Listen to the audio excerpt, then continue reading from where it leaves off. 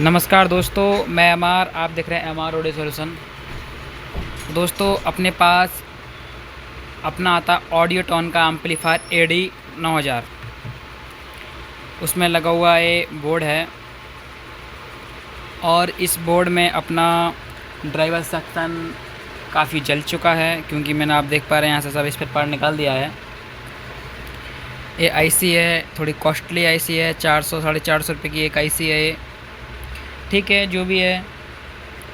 अभी ये जीनर है 15-15 वोल्ट की सप्लाई तैयार करते हैं इसके लिए, और इसका आगे का सेक्शन है वो भी अपना 15 वोल्ट से काफ़ी वर्क करता है।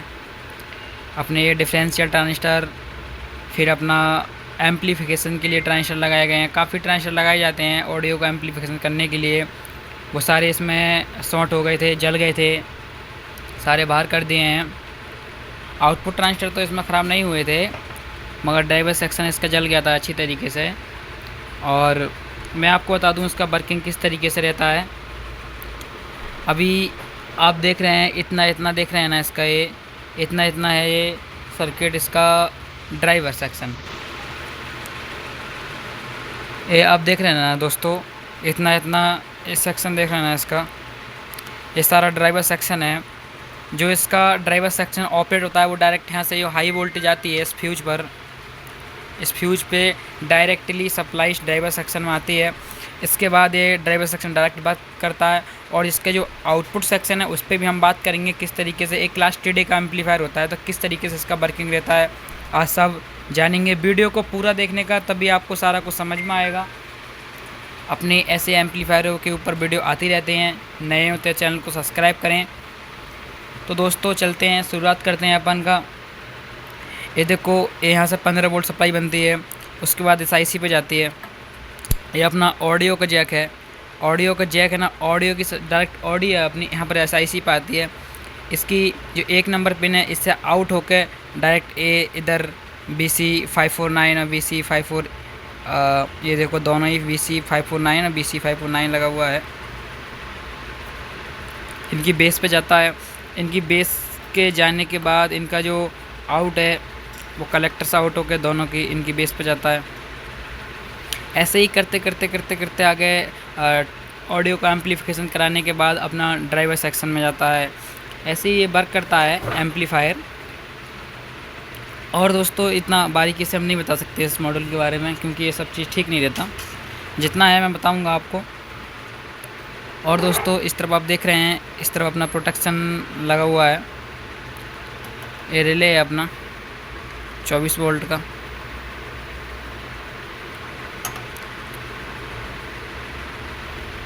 चौबीस वोल्ट का रिले नहीं है अपना, 28 वोल्ट का रिले है। 240 volt AC, 30 ampere, 28 volt DC। तो दोस्तों, इस सेक्शन की बात करते हैं। ये अपना TD सेक्शन होता है, जो कि हाई वोल्टेज पे वर्क करता है। इसकी मानो अपना ये मॉसफेट लगाया है, इसमें मॉसफेट पे डायरेक्ट हाई वोल्ट सप्लाई देता है। और ये स्पीकर लाइन से सेंस लेकर इस PWM कार्ड को, पल्स विद मॉड्यूलेशन बोलते हैं इसको, इससे स्पीकर लाइन से, इधर से स्पीकर लाइन है, ये स्पीकर लाइन है, स्पीकर लाइन से सेंस इसको आता है और इसको आता है। फिर इसके बाद फिर अपना ये लॉजिक गेट ऑटो कपलर बोलते हैं इसको। इस पे जाने के बाद ना अपना यहाँ मॉसफेट लगे हुए हैं, ये छोटे वाले N चैनल और P चैनल मॉसफेट होते हैं ये। इन पर जो वोल्टेज आता है यहाँ से स्पीकर लाइन का, यहाँ इसको सेंस आता है। सेंस के बाद ये AC को DC में कन्वर्ट करने के बाद यहाँ से वोल्टेज बनता है अपना। वोल्टेज जैसे जैसे कि मानो कि इसकी गेट पर 15 वोल्ट बनेंगे, तो इसके सोर्स से ना वो 15 वोल्ट ही आउट होएंगे। जो इसका आउटपुट में वोल्टेज रहता है, जो वोल्टेज रहेगा अपना करीब 10 से लेकर 15 के बीच में रहता है। कभी कभी 1-2 वोल्ट का डिफरेंस भी रहता है, वो चलता है, कोई दिक्कत नहीं आती उससे। और जैसे जैसे आप स्पीकर ये बोले तो अपना वॉल्यूम को खोलोगे ना, तो जैसे जैसे तुम वॉल्यूम को बढ़ाते जाओगे, ऑडियो के साथ साथ में यहाँ पर वोल्टेज बढ़ते हैं इसके कलेक्टर पर। तो इस तरीके से इसमें क्या है कि क्यों क्लास TD बनाया, उसका भी रीज़न रहता है कि क्लास D है, क्लास TD है, क्लास H है, ये इतना टेक्नोलॉजी क्यों निकला है। तो ये क्लास टीडी का एम्पलीफायर है, इसका हाई वाटेज बढ़ाने, जैसे जैसे आपको पता है वोल्टेज और करंट को बढ़ाओगे तो ट्रांजिस्टर भी हीट होने लगते हैं। कांस्टेंट सप्लाई रहेगा ना, इसकी डायरेक्ट तुम्हारा सप्लाई रहेगा तो आपका ट्रांजिस्टर हीट होएगा, वो ख़राब होएगा। इसके लिए उन्होंने क्लास एच ऐड किया। क्लास एच भी हीटिंग पकड़ा तो उन्होंने क्लास डी को यूज किया। क्लास डी के बाद अपना टी डी। वो टी डी में क्या रहता है कि यहाँ पर जितना जितना जिसकी तुमको बोले ज़रूरत है ना वोल्टेज का, ऑडियो के साथ तुम ज़्यादा प्रेशर में हो जाओगे एम्पलीफायर को, तो अपना यहाँ से प्रेशर में ही वोल्टेज आएगा। तुम कम चला रहे हो तो कम वोल्टेज जाएगा। इस तरीके से इसमें हीटिंग का समस्या ख़त्म कर दिया है। इस तरीके से इसको क्लास टी डी एम्पलीफायर बनाया गया है। ये अपना ये मॉडल है, चाइना का है। सिर्फ काफ़ी एम्पलीफायर में आपको देखने के लिए मिलेगा, ये इंडिया का बोर्ड नहीं है अपना। ज़्यादातर चाइना वाले ऐसे बोर्ड लॉन्च करते हैं। उसके बाद एक कंपनी वाले अपने एम्पलीफायरों में डलवा के अपना प्रोडक्ट नाम लगा कर बेचते हैं। वो चीज़ छोड़ो, वो अपन को इस चीज़ की ज़रूरत नहीं है। आपको काफ़ी एम्पलीफायर में आपको ये मॉडल देखने के लिए मिलेगा। अपन को क्या, अपन को तो बस रिपेयरिंग करना है और ज़्यादा कुछ नहीं। और मॉडल सब सेम ही रहता है। ये आप देख रहे हैं, ये ट्रांजिस्टर, ये अपना LCR के लिए है, लिमिटर सेक्शन के लिए काम कराया जाता है। काफ़ी ट्रांजिस्टर हैं और ये ट्रांजिस्टर हैं।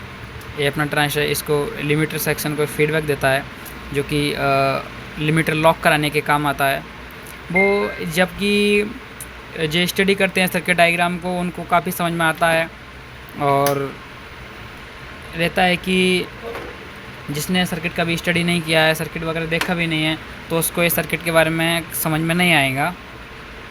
तो डायग्राम स्टडी करना बहुत ज़रूरी है, क्योंकि इसके बिना आप स्टडी नहीं करोगे तो मॉडल में आप सर्किट के बारे में बिल्कुल नहीं समझ पाओगे, किस तरीके से कौन सा सेक्शन कैसे काम करता है। अपना ये देख पा रहे हैं, ये आपको बता दूं कि यहाँ पर ये लग रहा है 340 और एक और लग रहा है, ये जो रहता है ना, इसकी कलेक्टर पे करीब 25 वोल्ट करीब रहते हैं, 25 वोल्ट रहते हैं। ऐसे इस साइड में 25 वोल्ट रहते हैं। एक ही क्लास टी डी को ऑपरेटिंग के वोल्टेज देते हैं। ये वोल्टेज कभी कभी ड्रॉप हो जाए ना, तो ये इस सेक्शन का काम नहीं करता। यहाँ पर कभी कभी हाई वोल्टेज भी आता है, कभी जीरो भी हो जाते हैं।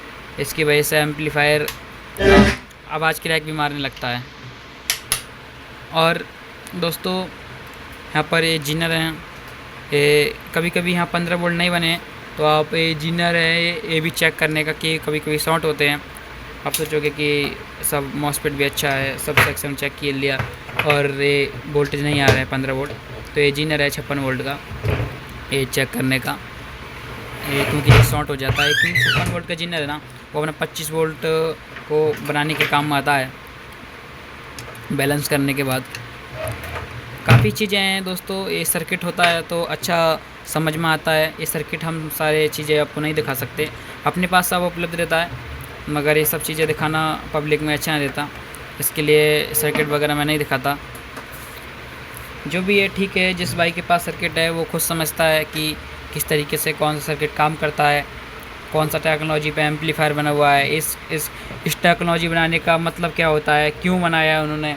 क्लास एच भी काम कर रहा था, क्लास डी भी है कर रहे थे काम, ये क्लास टी डी क्यों बनाया, क्योंकि इतना हाई 4 ओम पे 5 हज़ार वाटेज जाता है, तो हीटिंग ख़त्म करने के लिए उनको टेक्नोलॉजी हमेशा चेंज करना पड़ता है।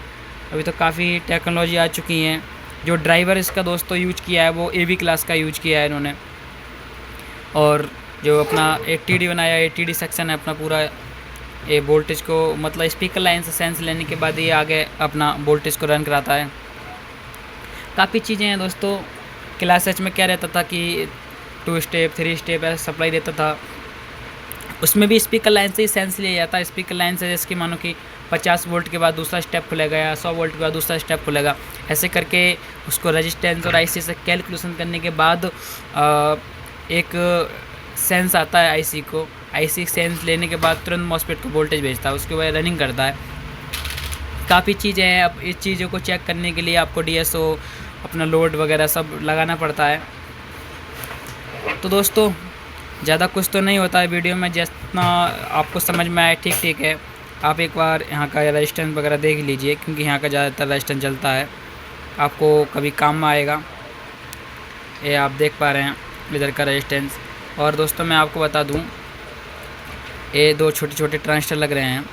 एक AC2690, ये अपना बाइसिंग कंट्रोल ट्रांजिस्टर है। कभी बाइसिंग का आपको लफड़ा लगे, कम ज़्यादा लगे, तो आप ये चीज़ ट्रांजिस्टर को भी चेक करके देखें। और ये ऑटो कपलर है, ये भी आप शॉर्ट हो जाते हैं, फीडबैक का ऑटो कपलर है। तो काफ़ी चीज़ें हैं। ज़्यादा जानने के लिए आप कॉल वगैरह भी कर सकते हैं। यूट्यूब पर तो ज़्यादा मैं शेयर नहीं कर सकता, मैं पहले भी वीडियो में बता देता हूँ। आपको वीडियो मेरी अच्छी लगती हो या नहीं लगती हो, उससे कोई वो नहीं है मेरे को, जैसे भी है ठीक है, मैं अपने हिसाब से बनाता हूँ। मैं ज़्यादा वीडियो में अपना नॉलेज शेयर नहीं कर सकता, क्योंकि ये सब पब्लिक में बताना अच्छी बात नहीं होता। तो ये देख पा रहे हैं आप, यहाँ पर सारा रेजिस्टेंस का कलर कोड आपको दिख ही रहा होगा।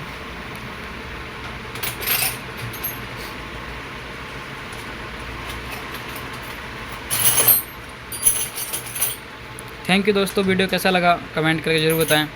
ज़्यादा कुछ तो नहीं होता वीडियो में, मगर जितना भी है उतना आप देखें। ज़्यादा कुछ जानना हो तो कॉल करें। ये अपना PWM कार्ड एक इधर लग रहा है। ये दोस्तों हाँ, एक चीज़ मैं आपको बता दूं, ये प्लस और माइनस का PWM कार्ड होता है। इसके पीछे लिखा हुआ भी होता है, आपको दिखा दूं मैं एक बार, कि प्लस माइनस भी इस पर लिखा हुआ होता है।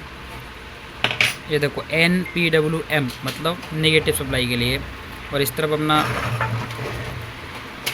PWM, ठीक है, पॉजिटिव सप्लाई के लिए। दोस्तों कभी ऐसा नहीं कर देना, कभी दोनों कार्ड बाहर निकाल लिए और चेंज करके डाल दिए, ऐसा कभी नहीं करने का। बाई चांस ऐसा कर दिया आपने तो ये काम भी नहीं करेगा, और आपके जो इसमें डायोड और 1-2 ट्रांजिस्टर भी लगे होते हैं वो शॉर्ट भी हो सकते हैं। फिर आपको ये डायोड या ट्रांजिस्टर नहीं मिले मार्केट में, तो नुकसान हो सकता है। ये चीज़ सब देख कर डालें। वैसे तो लिखा हुआ है इस पर, मगर तब भी एक बार देख कर डालें। तो दोस्तों वीडियो कैसी लगी एक बार कमेंट करके ज़रूर बताएं। ज़्यादा कुछ नहीं रहता वीडियो में, मगर जो भी है आप एक बार ध्यान से सुनेंगे समझेंगे तो आपको समझ में आएगा। थैंक यू दोस्तों।